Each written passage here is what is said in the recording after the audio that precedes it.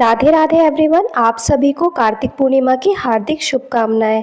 कार्तिक के महीने में कार्तिक पूर्णिमा के दिन जो दीपदान किया जाता है बहुत ही ज़्यादा फलदायी और शुभ माना जाता है।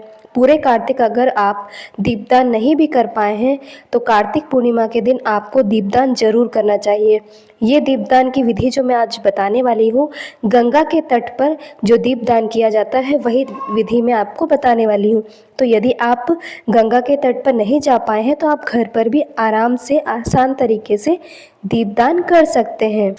तो जहाँ पर भी आपको ये दीपदान की विधि करनी है तो वहाँ पर सबसे पहले आप साफ़ सफाई कर दें और गंगा जल छिड़क कर थोड़ा सा वहाँ पर स्थान को शुद्ध कर लें। इसके बाद आप हल्दी से स्वास्तिक बना सकते हैं, रोली से स्वास्तिक बना सकते हैं या फिर आप कोई रंगोली भी बना सकते हैं। तो यहाँ पर मैंने सिंपल सा स्वास्तिक बना दिया है, वो भी हल्दी से। आप चाहें तो कुमकुम से भी बना सकते हैं। स्वास्तिक बनाने के बाद हम एक बड़ी थाली लेंगे या परात लेंगे जिसमें हम स्वच्छ जल भर देंगे। इसे हम गंगा का स्वरूप मानेंगे, इसलिए आप शुद्ध जल भर दें। इसके अंदर आप थोड़ा सा गंगा जल या नर्मदा जल या कोई भी जो पवित्र नदी का जल हो आपके पास वो आप डालकर इसे गंगा का स्वरूप मान सकते हैं। यहाँ पर मेरे पास गंगा जल था इसलिए मैंने थोड़ा सा गंगा जल इसमें डाल दिया है। तो ये हमारा एक तरह से गंगा जी का स्वरूप ही बन गया है। तो सबसे पहले देखिए हम तिलक करेंगे। तो जैसे हम गंगा जी के घाट पर जाकर स्नान करने के बाद पूजा करते हैं ना, ये वही विधि है।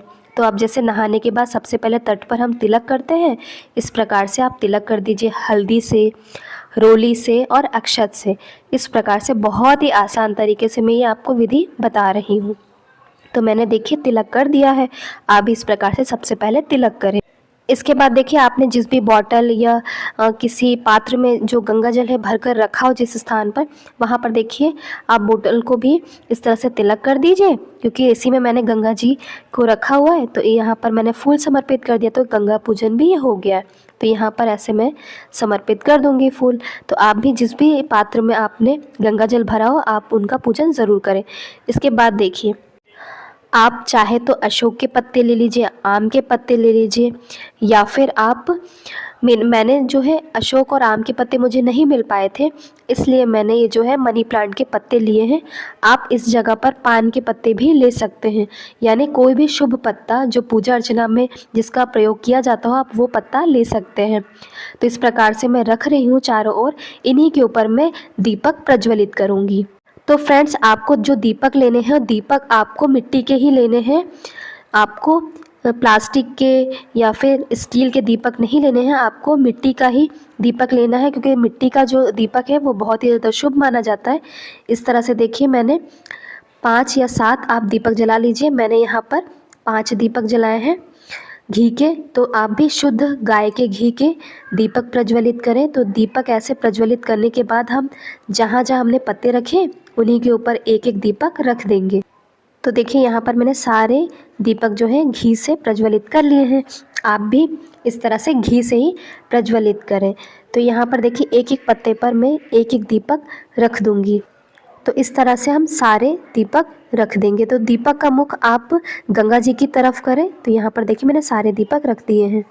तो आप चाहे तो 5, 7, 11, 21, 51, 101 जितने चाहे आप दीपक जला सकते हैं, क्योंकि ये देव दिवाली भी मानी जाती है।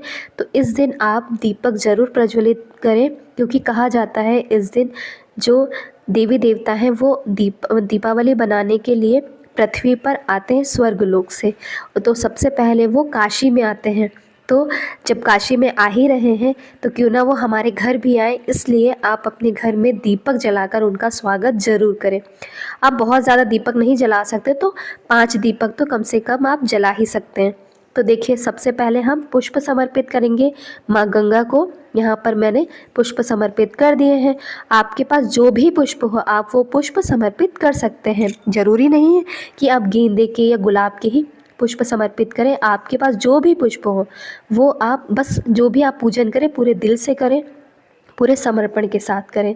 इसके बाद देखिए मैंने पुष्प समर्पित करे हैं। थोड़ी पंखुड़ियाँ जो पुष्प की थी वो मैंने यहाँ गंगा जी को समर्पित कर दी है। इसके बाद देखिए हम माता गंगा जी को थोड़ी सी रोली समर्पित करेंगे और हल्दी समर्पित करेंगे, यानी उन्हें तिलक करेंगे। तो आप हल्दी, रोली ज़रूर उन्हें समर्पित करें। तो देखिए यहाँ पर मैंने इस प्रकार से उन्हें समर्पित कर दी। इसके बाद देखिए आप, यदि आपके पास जौ हो तो जौ या फिर गेहूँ माता रानी को ज़रूर समर्पित करें, यानी गंगा जी को ज़रूर समर्पित करें। क्योंकि कहा जाता है ना, कहते हैं ना कि क्या तुमने जो जौ है वो बोई है गंगा जी में। तो यहाँ पर हमने जौ और गेहूँ, यदि आपके पास जौ हो तो जौ या फिर गेहूँ आप समर्पित कर दीजिए, यानी बो दीजिए। इसके बाद हम आरती करेंगे, तो आप एक घी के दीपक से उनकी आरती ज़रूर करें। यहाँ पर देखिए, यहाँ भी मैंने आरती करने के लिए जो है मिट्टी का दीपक ही लिया हुआ है और थोड़ा सा गेहूँ या फिर आप चावल का आसन दे सकते हैं। आपको यदि आरती आती हो तो आप आरती भी और कथा भी पढ़ सकते हैं यहाँ पर। इसके बाद देखिए आपके पास जो भी ऋतुफल हो, मेरे पास यहाँ पर सेब था तो मैंने सेब चढ़ा दिया। आपके पास केले हो, नारियल हो, अंगूर हो, जो भी हो आप वो समर्पित कर सकते हैं। इसके बाद देखिए मेरे पास मिठाई नहीं थी तो मैंने चीनी समर्पित की है, क्योंकि भगवान भाव के भूखे होते हैं, किसी चीज़ के नहीं। तो यहाँ पर मैंने देखिए चीनी समर्पित की है। इसके बाद मैंने दीपक, देखिए अगर आपके पास पान का पत्ता हो ना, तो इस प्रकार से आप पान के पत्ते पर रखकर भी दीपक ऐसे प्रज्वलित करके माँ गंगा को समर्पित कर सकते हैं। यहाँ पर मेरे पास पान तो नहीं था, क्योंकि मेरा बच्चा भी छोटा है तो मैं जाकर ला नहीं पाई। तो यहाँ पर मैंने यहाँ जो है मनी प्लांट के पत्ते आपको सिर्फ दिखाने के लिए जो है इस प्रकार से दीपक प्रज्वलित करके दिखाए हैं। आप चाहें तो पान के पत्ते या अशोक के या आम के पत्ते भी ले सकते हैं। आप चाहें तो केले के पत्ते पे भी इस प्रकार से दीपदान कर सकते हैं। जो केले की जो तना होता है ना, आप उसे भी काट कर बीज का हिस्सा निकाल कर आप उस पे भी जो है दीपदान कर सकते हैं, वो भी बहुत ज़्यादा शुभ माना जाता है। इसके बाद आप अपने दाहिने हाथ में थोड़ा सा जल लेकर 3 बार माता रानी की जो भी है आपने जो चौकी लगाई है ऐसे घुमाकर वार दीजिए।